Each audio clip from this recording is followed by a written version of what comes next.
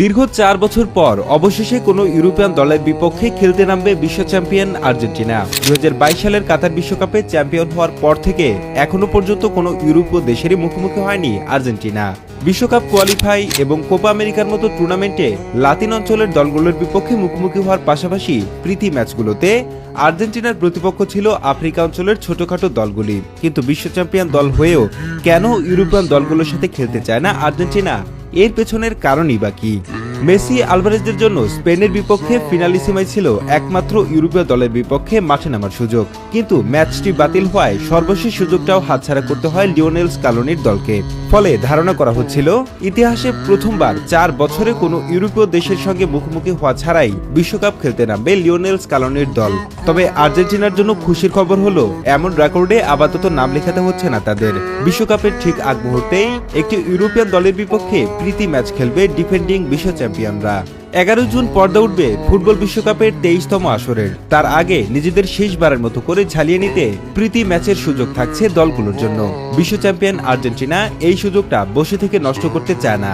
এর আগের আন্তর্জাতিক বিরতিগুলোয় প্রীতি ম্যাচে আর্জেন্টিনার প্রতিপক্ষ ছিল মৌরিতানিয়া, জাম্বিয়া, অ্যাঙ্গোলা কিংবা পুয়ের্তো রিকোর মতো নাম না জানা দলগুলো। আগামী 6 জুন হন্ডুরাস এবং 9 জুন আইসল্যান্ডের বিপক্ষে প্রীতি ম্যাচে লড়বে আর্জেন্টিনা। তবে দুই দলের একটিও 2026-এর বিশ্বকাপে থাকছে না। ফিফা র্যাঙ্কিংয়ে 75তম অবস্থানে থাকা আইসল্যান্ড এর আগে 2018 বিশ্বকাপে আর্জেন্টিনার বিপক্ষে ড্র করেছিল।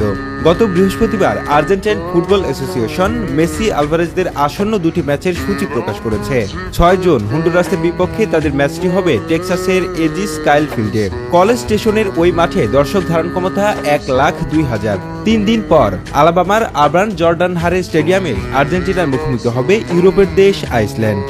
সর্বশেষ মার্চ উইন্ডোতে দুটি প্রীতি ম্যাচ খেলেছে আর্জেন্টিনা, যার মাধ্যমে বিশ্বকাপের আগে তারা স্বদেশী সমর্থকদের কাছ থেকে বিদায় নিল।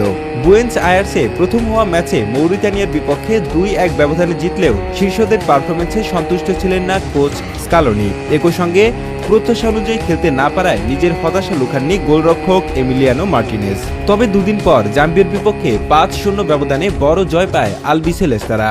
এদিকে বিশ্বকাপের আগে মৌরিতানিয়া ও জাম্বিয়ার বিপক্ষে প্রস্তুতি সারায় তোপের মুখে পড়েন আর্জেন্টিনার কোচ স্কালোনি। তার সংবাদ সম্মেলনে হুট করে ঢুকে এক ফুটবল ভক্ত বিশ্বকাপে শক্তিশালী দলের বিপক্ষে খেলতে হবে বলে সতর্ক করে দেন। বিশ্ব ফুটবলের সর্বোচ্চ টুর্নামেন্টের আগে দুর্বল প্রতিপক্ষের সঙ্গে খেলে কি লাভ, সেই প্রশ্ন ভক্ত সমর্থকদের মনে আগে থেকে ছিল। সেই প্রশ্নের উত্তর দেননি স্কালোনি। তবে তিনি নিশ্চিত করেছেন শেষ দুটি ম্যাচে খেলোয়াড়দের পারফরমেন্সের উপর ভিত্তি করে দল সাজাতে যাচ্ছেন তিনি। মে মাসে চূড়ান্ত করা হবে বিশ্বকাপের দল।